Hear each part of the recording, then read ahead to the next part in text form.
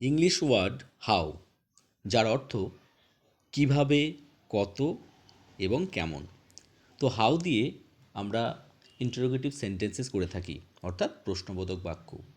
তো আজ আমরা এই ভিডিওর মাধ্যমে বেশ কিছু প্রশ্নবোধক বাক্যকে কিভাবে হাউ দিয়ে লিখব বা লিখতে হয় সেটা দেখে নেব।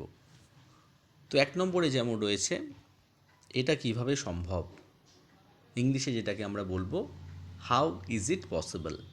নেক্সট, তুমি এটা কিভাবে জানলে, how do you know this.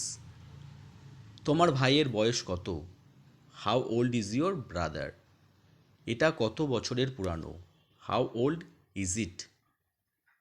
তুমি কেমন আছো, হাউ আর ইউ। এটার দাম কত, how much does it cost.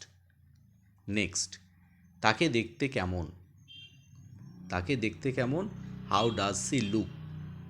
সেটা কিভাবে খুঁজে পেয়েছিল, how did she find it.